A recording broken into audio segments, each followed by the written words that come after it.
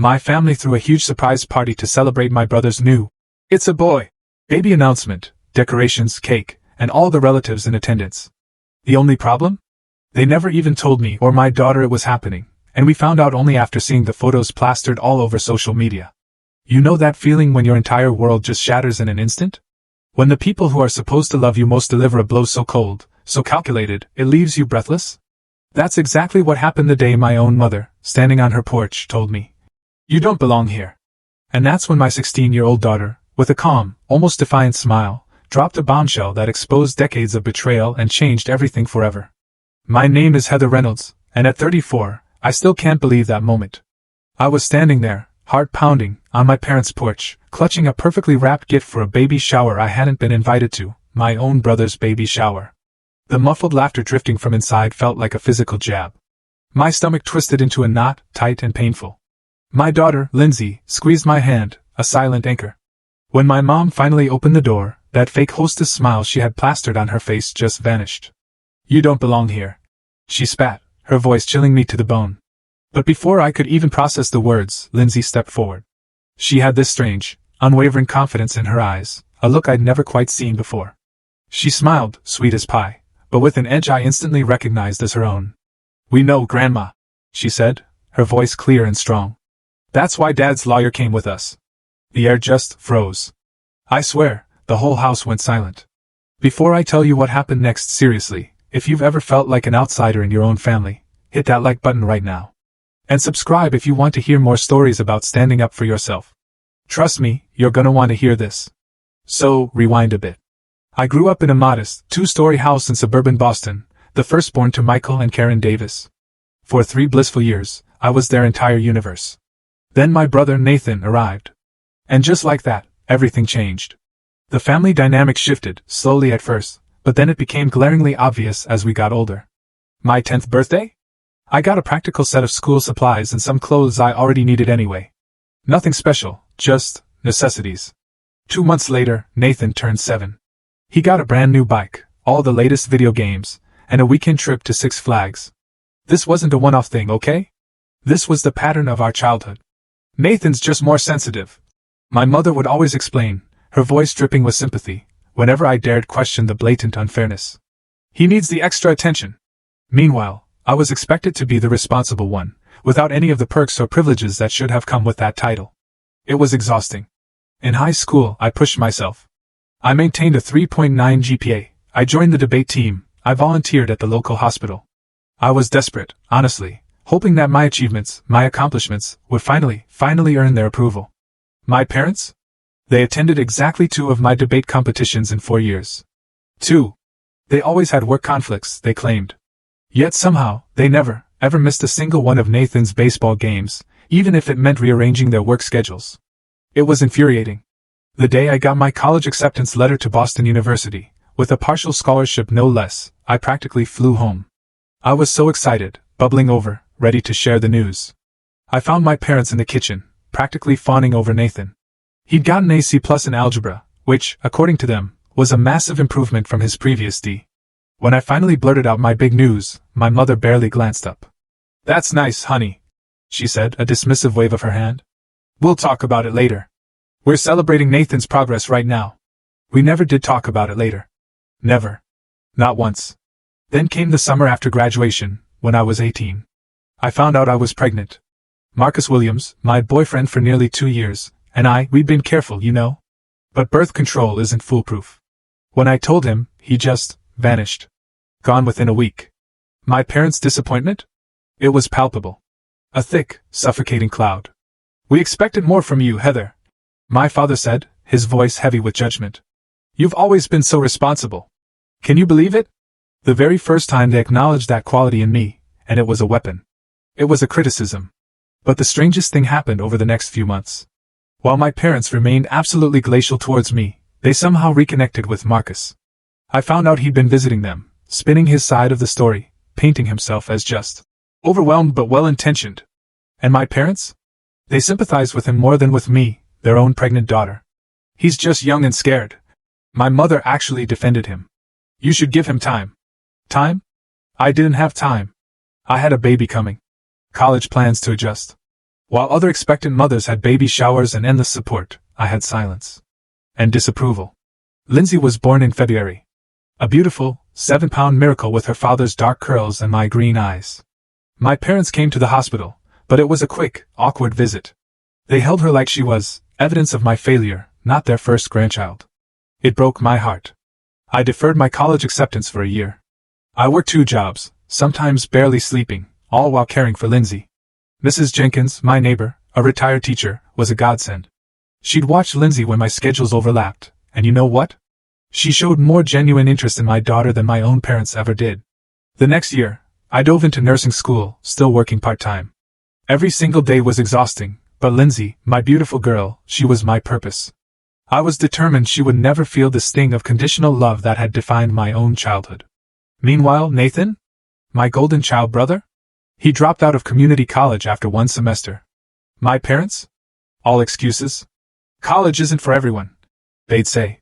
He lived at home until he was 25, bounced between random jobs that never lasted more than a few months. Still, he remained the beloved, the cherished one. When Lindsay started school, it didn't take long for her to reveal herself as incredibly bright and perceptive. And sharp. She noticed early on how differently her grandparents treated us compared to Uncle Nathan. "Why doesn't Grandma put my drawings on the refrigerator like she does with the birthday cards Uncle Nathan gives her?" she asked me once. I had no good answer. Nothing that wouldn't poison her young heart with bitterness. "Some people just show love differently," I told her, but we both knew that wasn't the real issue. It was a lie, and we both knew it. Despite everything, I kept trying. I tried to maintain a relationship with my family. I invited them to Lindsay's school performances. I sent them photos of her achievements. I called regularly. I wanted Lindsay to have grandparents, even imperfect ones. But as the years stacked up, the pattern of favoritism only got deeper, more ingrained. Now, it wasn't just me and its painful shadow, it extended to my daughter too. By the time Lindsay turned 15, I had finally established myself. I was a nurse practitioner at Boston Medical Center. All those years of juggling work, school, and being a single mom? It had paid off professionally. My family relationships, though, remained a constant strain. I owned a small, but comfortable, 2-bedroom apartment. I had reliable childcare through a network of amazing, trusted friends. I had built the stable home I always wanted for Lindsay. And Lindsay? She grew into this remarkably self-possessed teenager. She got my academic drive, but she had a confidence, a self-assuredness, I never had at her age.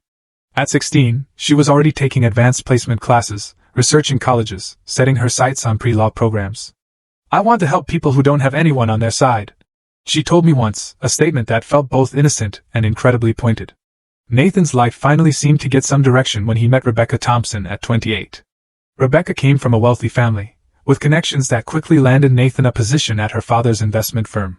Within a year, they were engaged. My parents? Oh, they were beyond thrilled. "Rebecca has been such a positive influence on Nathan," my mom gushed during one of our infrequent phone calls. "She's really helped him find his potential." I bit back the obvious, angry response, that Nathan had been given every opportunity to find his potential for years, while I'd had to claw my way forward, utterly unsupported. Instead, I just said, "That's wonderful. I'm happy for them." The wedding was an elaborate affair, held at some fancy country club outside Boston. Lindsay and I got an invitation, though our names were misspelled, which was just typical. During the reception, my parents spent the entire evening introducing Rebecca's family to distant relatives and friends. But somehow, they never found a single moment to introduce them to their only daughter. Their only granddaughter. Then, a year later, Rebecca announced her pregnancy. My parents' excitement? It reached stratospheric heights. My mother actually called me specifically to share the news, something she rarely did. "Nathan's going to be a father," she said, her voice trembling with sheer, unadulterated emotion. "Can you believe it? We're finally going to be grandparents." The word it stung. Like a physical slap to the face. "Mom," I reminded her quietly, my voice barely a whisper. "You've been a grandparent for 16 years. "Oh, you know what I mean." She dismissed me, just like that. This is different. And somehow, in her warped mind, it truly was. Despite the deep, fresh hurt, I genuinely tried to be supportive. I sent Rebecca a congratulatory text and offered any advice she might want from someone who'd actually been through pregnancy. Her response was polite, but incredibly distant. "Thanks, but I've got a great obstetrician and my mom's been through this 3 times. Ouch. Over the next few months, I noticed my parents becoming even more elusive than usual. My calls went straight to voicemail more often. When I did reach them, conversations were brief, distracted. Twice, I stopped by unannounced with cookies Lindsay had baked, hoping for a casual visit. Both times, they practically shoved us out the door with vague excuses about appointments. "They're hiding something, Mom," Lindsay observed after our second rushed visit. I tried to shrug it off. "They're probably just busy with work," Lindsay, ever the sharp one, pointed out. "Grandpa's retired, Mom. And they were both in casual clothes. Not dressed for any appointment." The suspicious behavior continued. Once I called, and I distinctly heard my mother say to someone in the background, "It's just Heather. I'll get rid of her quickly," before returning to the phone with a sickeningly bright, "Sorry about that. Just organizing some papers." Another time, I overheard my father say, "Don't mention Saturday to her," before my mother shushed him. Lindsay, my amazing daughter, became increasingly protective. During a family dinner that my parents couldn't reasonably avoid, my father casually mentioned a new restaurant they tried last weekend. "That's strange," Lindsay said, her voice innocent but with a hint of steel. "Mom called you last weekend to see if you wanted to join us for lunch, but you said you were both sick with colds." The uncomfortable silence that followed was deafening, broken only by Nathan quickly, awkwardly, changing the subject. But the most revealing moment came when Lindsay was scrolling through Instagram and just froze. "Mom," she said slowly, turning her phone towards me. On the screen was a photo posted by my cousin Amber. A huge family gathering at my parents' house from the previous Sunday. A day when my mother had told me they'd be busy with church activities and couldn't meet. The image showed my parents, Nathan and Rebecca, all my aunts and uncles, and various cousins gathered around a barbecue in my parents' backyard. The caption read, "Sunday fun with the fam. So excited for baby boy Davis coming soon. #FamilyTime #baby on way." "Did you know about this?" Lindsay asked, her voice tight with a hurt that mirrored my own. I just shook my head, unable to speak past the lump in my throat. This wasn't a casual gathering. This was a planned family event. Every single relative had been invited. Except us. Lindsay's face hardened. "This isn't right," she said, her voice quiet but firm. "Someone needs to say something." The very next day, she called her grandparents directly. Something she rarely, if ever, did. "Why weren't Mom and I invited to the family barbecue?" she asked, without preamble, when my mother answered. "Oh, Lindsay, it was just a last-minute thing," my mother fumbled. "Nothing formal." "Last minute with 20 people?" Lindsay challenged. "There's a hashtag and everything. Cousin Amber's post has the details, all planned out." My mom stammered. "Well, we thought your mother would be working, and teenagers don't usually enjoy those family things." Lindsay didn't miss a beat. "Mom had Sunday off. You know that, because she invited you for lunch, remember? The lunch you said you couldn't attend because of church." My mother sighed, a theatrical sigh. "Lindsay, sometimes adults have complicated reasons for the things they do when you're older. I'm old enough to recognize a lie." Lindsay interrupted, a steely resolve in her voice I'd never heard before. "And I'm old enough to notice that you and Grandpa treat Mom differently than Uncle Nathan. Always have." She hung up before my mother could even respond. I was so torn. Part of me swelled with pride for my daughter's fierce loyalty. Another part was riddled with anxiety about the inevitable confrontation. When my mother called me later, predictably, to complain about Lindsay's disrespect, I found myself, for the first time, truly defending my daughter. She asked a fair question, "Mom. Why weren't we invited? It wasn't that kind of gathering," she insisted. "Not right for you? Not right for your daughter and granddaughter, but right for second cousins we see once a year?" I pressed, my voice barely containing my anger. The conversation ended with my mother claiming I was making mountains out of molehills, and that I'd always been too sensitive. I tried to push the hurt aside, focused on my work, on Lindsay's upcoming college applications. But the pattern continued. Family events we only discovered through social media posts. Celebrations we were never invited to join. A growing, suffocating sense that the wall between us and the rest of the family was becoming insurmountable. I was organizing patient files at the clinic when my phone buzzed. A text from Aunt Judith, my mother's sister who lived in Rhode Island. We weren't particularly close, but she'd always been kind to Lindsay and me. "Looking forward to seeing you at Nathan's baby shower on Saturday. It's been too long, we can catch up then." I stared at the message. Confusion bloomed into immediate sharp hurt. A baby shower? There had been no invitation. No mention of any baby shower from my parents or Nathan. I checked my email, my voicemail, frantic, making sure I hadn't somehow missed it. Nothing. I typed back. "I think there's been a misunderstanding. I don't know anything about a baby shower on Saturday. 3 dots appeared immediately. Vanished. Then reappeared. Finally, her response. Oh dear. I assumed you knew. Your mother has been planning it for weeks. It's at their house at 2 p.m. Maybe your invitation got lost. My stomach twisted into that familiar knot of dread. There was no lost invitation. This was deliberate exclusion. When I picked up Lindsay from her debate team practice that afternoon, I was still reeling, still distracted by the discovery. She noticed immediately. What's wrong, Mom? Did something happen at work? I hesitated. I didn't want to burden her with more family drama, but we'd always been honest with each other. Aunt Judith texted about Nathan's baby shower this Saturday. I finally managed. Neither of us were invited. Lindsay's face flushed with anger. Are you serious? They're throwing Uncle Nathan a baby shower and didn't invite us. That's beyond messed up. Maybe it's women only? I suggested weakly, knowing even as I said it that this wouldn't explain my exclusion. Then why would they not invite you? You're his sister. Lindsay's voice rose with each question. And even if it was women only, what about me? I'm his niece. This is ridiculous, Mom. They can't keep treating us like this. That evening, I called my mother directly. I decided to address the issue head-on. Mom, is there a baby shower for Nathan and Rebecca this Saturday? A long pause. Who told you about that? Not a denial. Not an apology for the oversight. Just annoyance that I'd found out. Does it matter? Why wasn't I invited to my own brother's baby shower? It's just a small gathering, she said dismissively. Rebecca's mother organized it with me. Very intimate. Intimate enough for Aunt Judith to be invited from Rhode Island. I shot back. But not intimate enough for your daughter and granddaughter who live 20 minutes away? Heather, please don't make this difficult. She pleaded, her voice tightening. Rebecca wanted certain people there, and, well, you two have never been close. And whose fault is that? I asked, my voice cracking despite my desperate efforts to stay calm. You've never given us the chance to be close. This isn't about you, my mother said firmly. This is Nathan and Rebecca's special time. Not everything revolves around your feelings. After hanging up, I sat on my bed, tears flowing freely. Lindsay found me there and sat beside me, her arm around my shoulders. We should go anyway, she said suddenly. I looked up, wiping my eyes. What? We should go to the shower, she repeated, determined. Show up with a nice gift.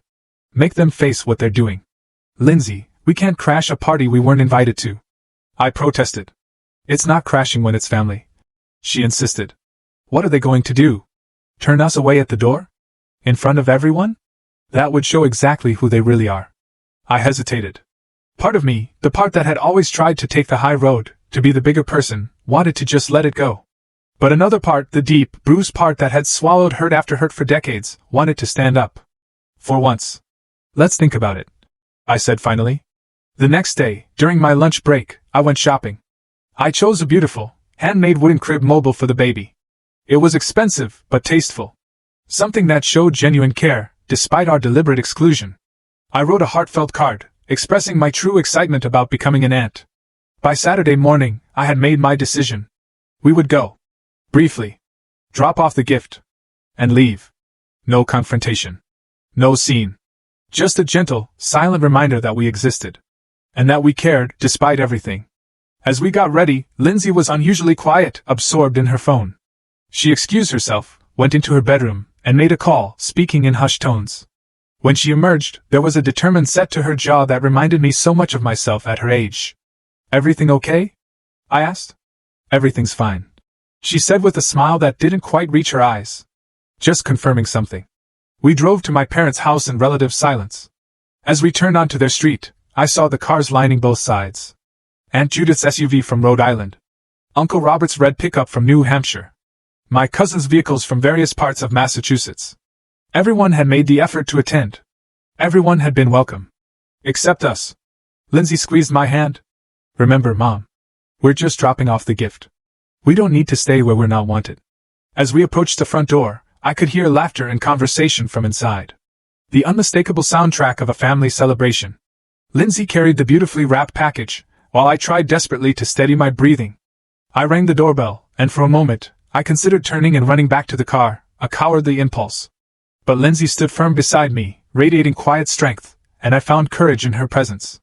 When the door opened, I saw the exact moment my mother's expression shifted. From her practiced hostess smile to shocked displeasure. Heather? Lindsay? What are you doing here? My mother stepped onto the porch, partially closing the door behind her, as if to shield the happy gathering inside from our unwelcome presence.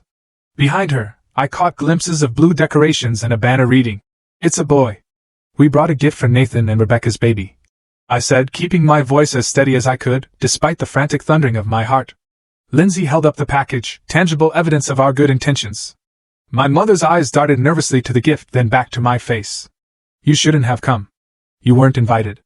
The words, spoken so plainly, cut deeper than I'd expected. Even after years of subtle, insidious exclusion, hearing it stated so boldly, so coldly, just took my breath away. "I'm aware we weren't invited, Mom," I managed. "We just wanted to drop this off for the baby. We won't stay." "You don't belong here, Heather," she continued, her voice lowered but firm, almost a hiss. "This is a special day for Nathan and Rebecca. Please don't make it about you." I felt tears welling, hot and stinging, but I blinked them back fiercely. "I'm not trying to make it about me. I'm trying to be a good sister and aunt, despite being deliberately excluded from a family event." By now, our hushed conversation had drawn attention from inside. Faces appeared in the window, curious relatives craning their necks to see what was happening on the porch. The front door opened wider, and my father stepped out, looking incredibly uncomfortable. "Karen, what's going on?" he asked, then froze when he saw us. "Heather? Lindsay? This is unexpected. We brought a gift for the baby," I repeated, my voice smaller now, more fragile. Behind my father, Nathan appeared with Rebecca, her 7-month pregnant belly prominent beneath a blue maternity dress. Nathan's face registered surprise, then a flicker of guilt, then a quick, nervous glance at my parents. "Heather? What are you doing here?" he echoed our mother. "Apparently, making a huge mistake," I said, the years of bottled-up hurt finally breaking through my composed facade. "We just wanted to give you this, but it seems we're not welcome, even for that." Rebecca looked utterly confused, her hand protectively over her belly. "I don't understand. Why wouldn't you be welcome?" Before anyone could answer, more family members had gathered in the doorway and spilled onto the porch, creating an undeniable audience for our humiliation. Aunt Judith stepped forward, her face flushed with embarrassment. "Heather, I'm so sorry. I thought you knew about the shower when I texted you." "Clearly, I wasn't supposed to know," I replied, unable to keep the bitterness, the raw anger, from my voice. The silence that followed was absolutely deafening. No one. Not a single person. Not my brother, not my father, not a single relative spoke up to contradict me. No one said, "Of course you should be here." Their silence confirmed what I'd always known in my gut but tried so desperately to deny. I was an outsider in my own family. I turned to leave, my dignity in tatters, but determined not to break down in front of them. "Come on, Lindsay, let's go." But Lindsay didn't move. Instead, she stepped forward, her chin raised in fierce defiance. "Actually, I think we should stay." My mother frowned, her voice sharp. "Lindsay, this isn't appropriate. You need to leave with your mother." Lindsay just smiled. A calm, confident smile that seemed utterly beyond her 16 years. "We know we don't belong here, Grandma," she said, her voice clear and strong. "That's why Dad's lawyer came with us." "Lawyer? What lawyer?" My father's voice rose sharply, a stunned, incredulous shout. As if on cue, a man in his 40s, wearing a tailored suit, approached from the street. He'd apparently been waiting in a parked car, watching. He carried a sleek leather briefcase and wore an expression of calm, professional detachment. "Good afternoon," he said, climbing the porch steps. "My name is James Winters, attorney at law. I represent Marcus Williams in matters concerning his daughter, Lindsay Williams Reynolds, and her mother, Heather Reynolds." My mother's face drained of all color. "Marcus? What does he have to do with this?" I was equally confused. Marcus had been utterly absent from our lives since before Lindsay was even born. I turned to my daughter, questions forming on my lips, but she gave me a look that silently, desperately, asked for trust. The lawyer continued, his voice even and unyielding. "I believe we should discuss this matter inside, unless you prefer to have this conversation in full view of the entire neighborhood." My father hesitated, his eyes darting to the curious, gaping faces of our relatives. Then, grudgingly, he stepped aside. "Fine. But this is completely unnecessary. And inappropriate." As we entered the house, the last vestiges of festive atmosphere simply evaporated. Relatives whispered among themselves, some looking deeply embarrassed, others simply gaping, utterly curious. The pile of gifts on a table, the cake with "Welcome Baby Davises" written in blue frosting, the streamers and balloons, it all served as a stark, mocking backdrop to the celebration we'd been so deliberately excluded from. Nathan finally approached me, speaking in a low, almost ashamed whisper. Heather, I didn't know you weren't invited. I assumed Mom had told you. I just looked at him. Years of accumulated hurt made it impossible to accept such a weak, pathetic excuse. You never checked? You never asked why your only sister wasn't at your baby shower? You never thought that was strange? He had no answer. He just looked down. We gathered in my parents' living room, the baby shower guest awkwardly hovering, unsure whether to stay or flee. Rebecca sat heavily on the couch, looking distressed, while Nathan stood protectively beside her. My parents remained standing, as did Lindsay and I, creating an unspoken, unofficial division in the room. Mr. Winters placed his briefcase on the coffee table and addressed me directly. Miss Reynolds, I understand this may come as a surprise to you. Your daughter contacted our office 2 weeks ago. I turned to Lindsay, stunned. You did what? Lindsay took a deep breath. Mom, I've been in contact with Dad for almost 2 years now. The revelation hit me like a physical blow. Marcus. The man who had abandoned us before Lindsay was even born. He had been speaking with my daughter. Behind my back. He found me on Instagram. Lindsay continued, her voice steady now, resolute. At first I ignored him. But eventually I agreed to meet him. He's changed, Mom. He wanted to make things right. Make things right? I repeated, my voice hollow, a mere echo. After 16 years? Miss Reynolds, the lawyer interjected, his voice calm, cutting through my shock. If I may explain the legal situation that brings us here today. My father stepped forward, his face flushed with anger. There is no legal situation here. This is a family gathering you're interrupting. I'm afraid there is indeed a legal matter, Mr. Davis. Mr. Winters replied calmly. He opened his briefcase and removed a folder. For the past 14 years, Mr. Williams has been sending child support payments for Lindsay. That's impossible. I blurted out immediately. I've never received a dime from Marcus. Not directly to you. The lawyer clarified, his eyes fixed on my parents. Mr. Williams was young and irresponsible when Lindsay was born, he admits that freely. When he tried to make contact a few years later, he was told by your parents that you wanted nothing to do with him. My gaze snapped to my parents. My mother wouldn't meet my eyes. She just stared at the floor. They suggested that to avoid upsetting you. Mr. Winters continued, his voice chillingly neutral. He could send the support payments to them, and they would ensure the money was used for Lindsay's care. Mr. Williams agreed to this arrangement, believing it was what you wanted. The room seemed to tilt around me. My head swam. Is this true? I asked my parents, my voice barely a whisper. My father cleared his throat, avoiding my gaze. We were trying to protect you from further hurt. Marcus was unreliable. We didn't want him coming in and out of your lives. So you took his money instead. The words formed on my lips, sickeningly clear. The pieces were falling into place with horrifying, nauseating clarity. For 14 years. For 14 years. Mr. Winters reiterated. Mr. Williams has records of every payment made, checks, bank transfers, and correspondence with your parents confirming receipt. The total amount over 14 years comes to approximately $97,000. The number hung in the air, heavy and suffocating. Almost $100,000. Money that should have helped me raise Lindsay.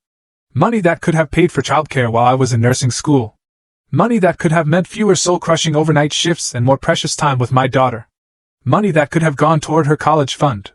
Around the room, relatives' expressions shifted. From confusion to shock.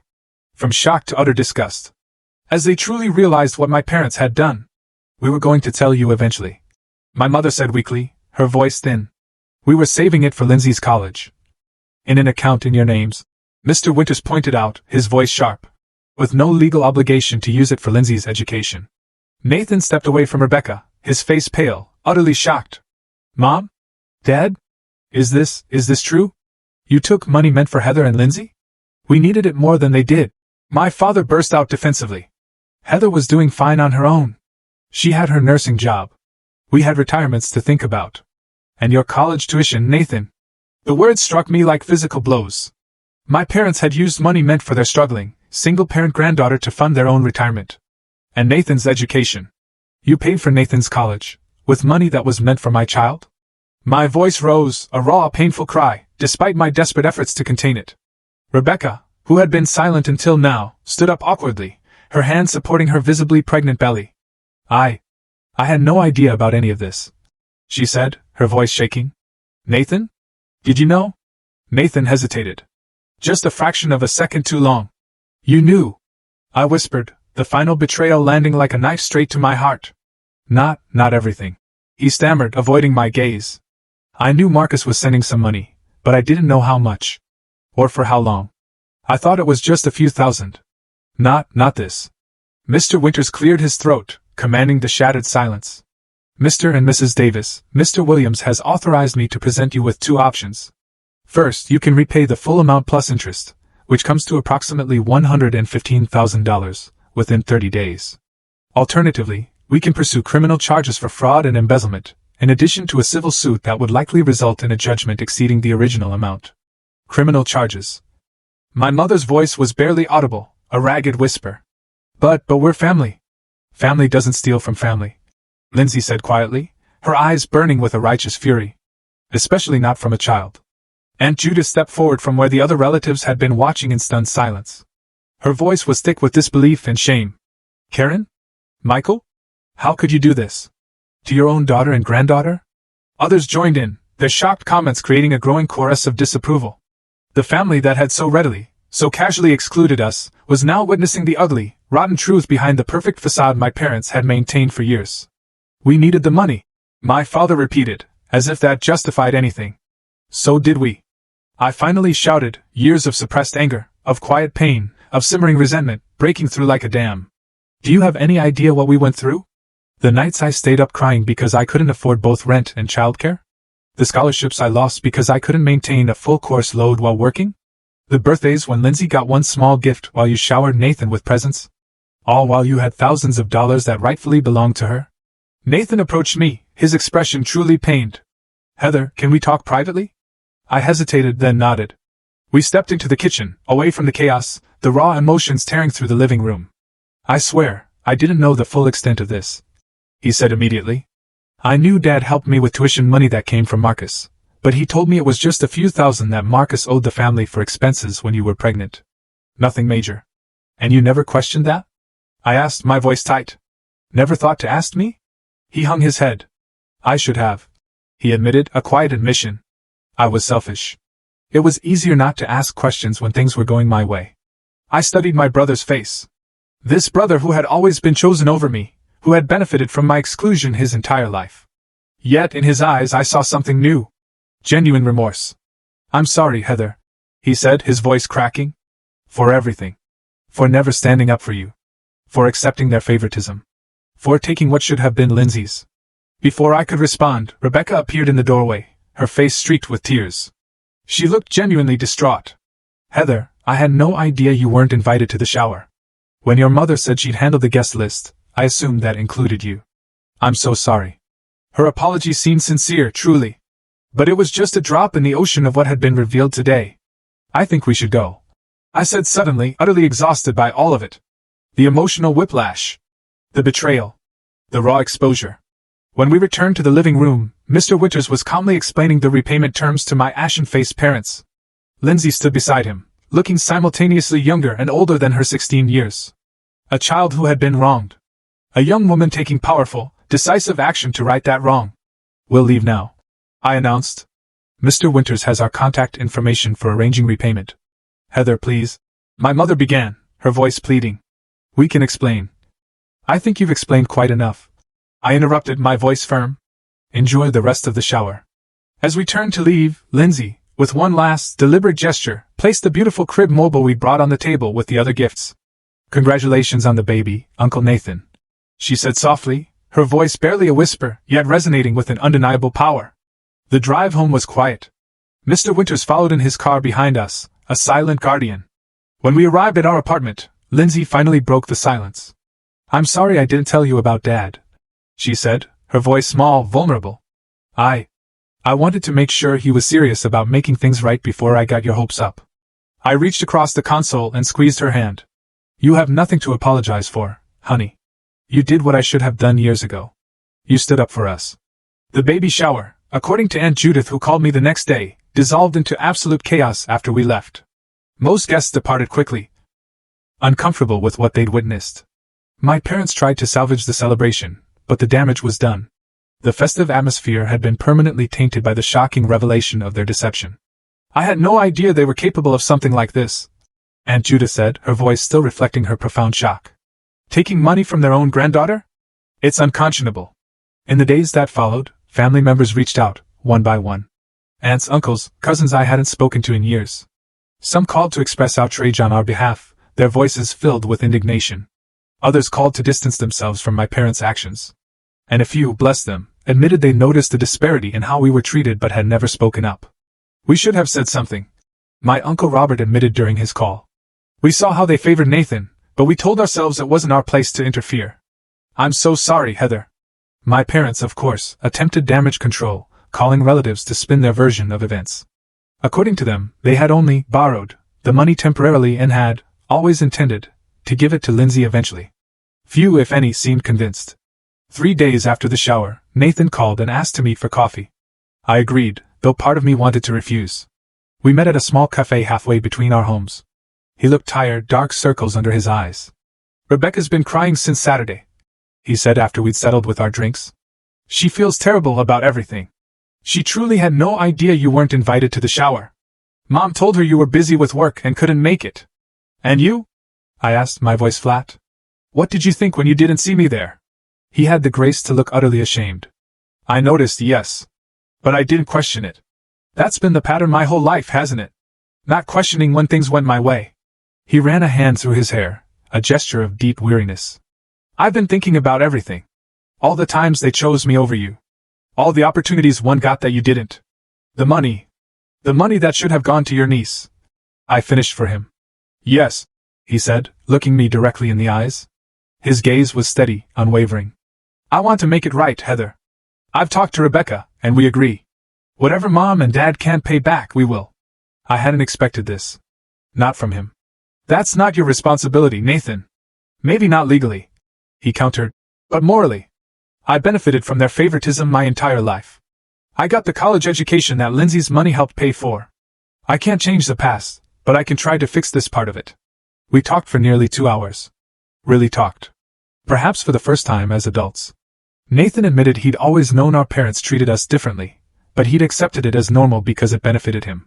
He even confessed to feeling deeply inadequate beside my achievements, which, he said, had made it easier to accept their preferential treatment as something he needed.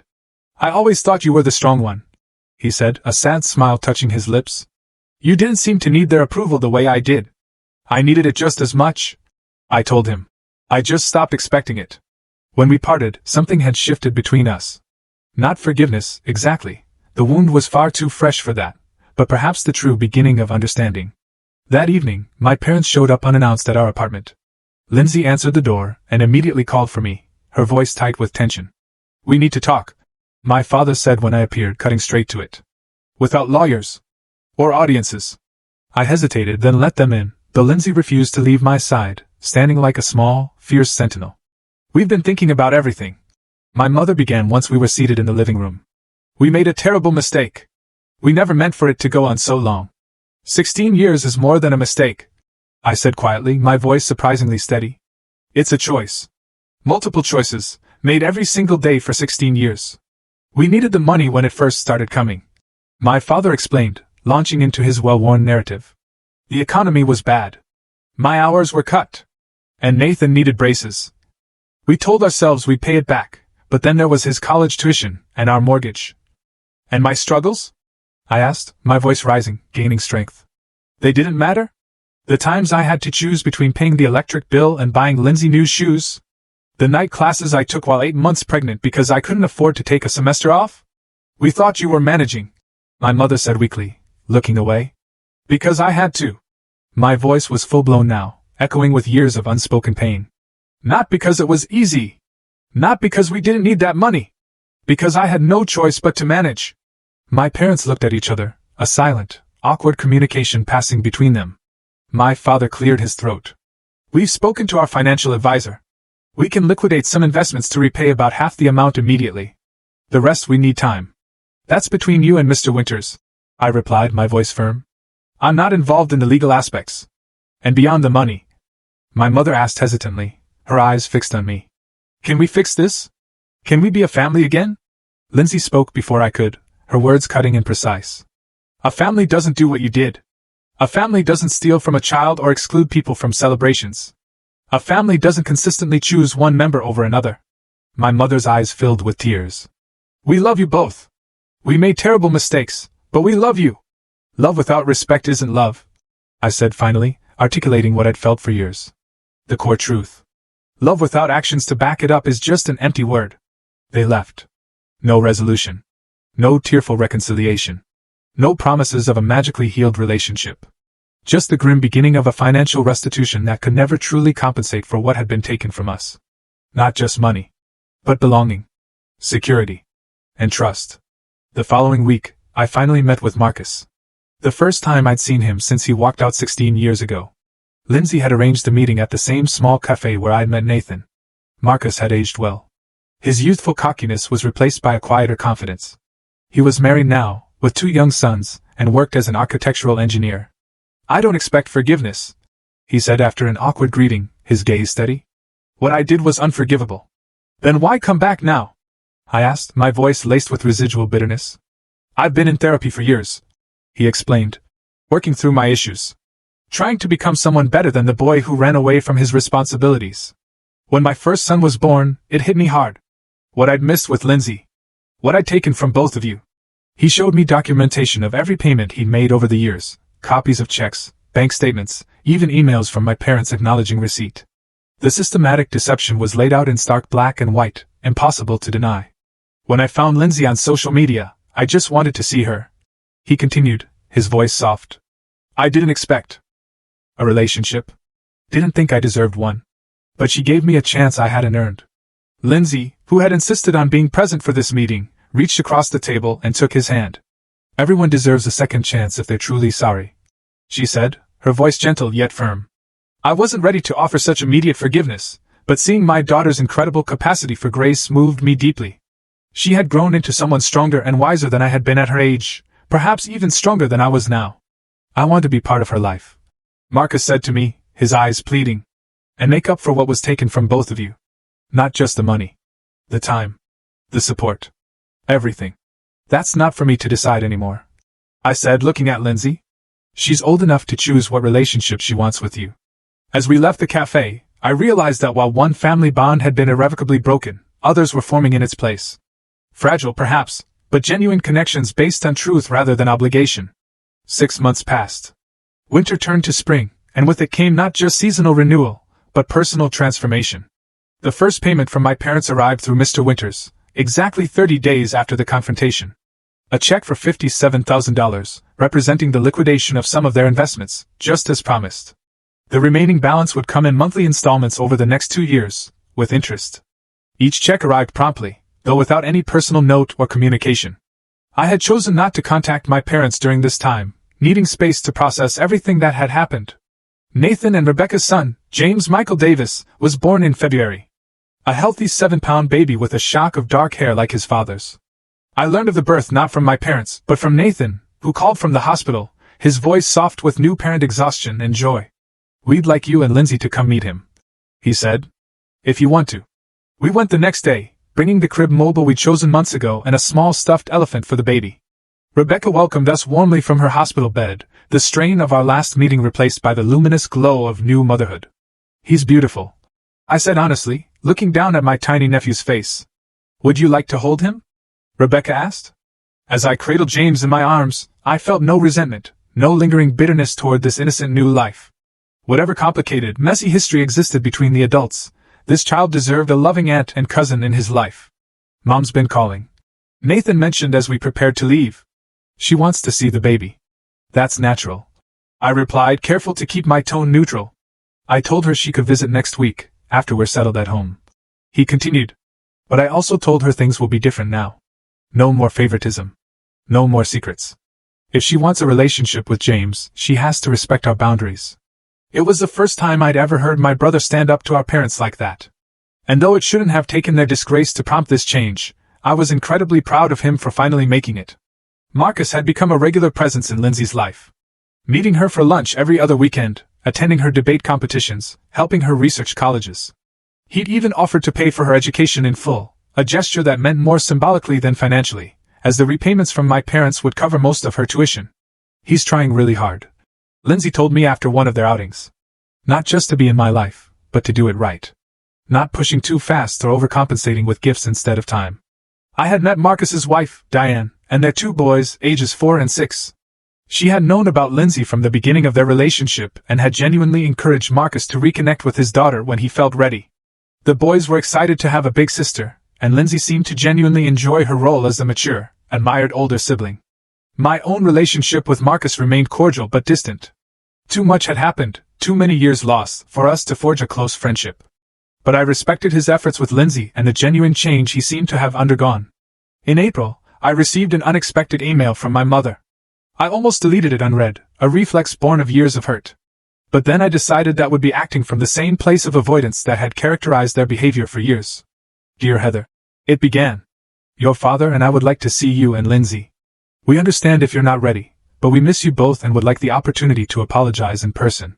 We've been seeing a family therapist and working to understand our actions and their impact.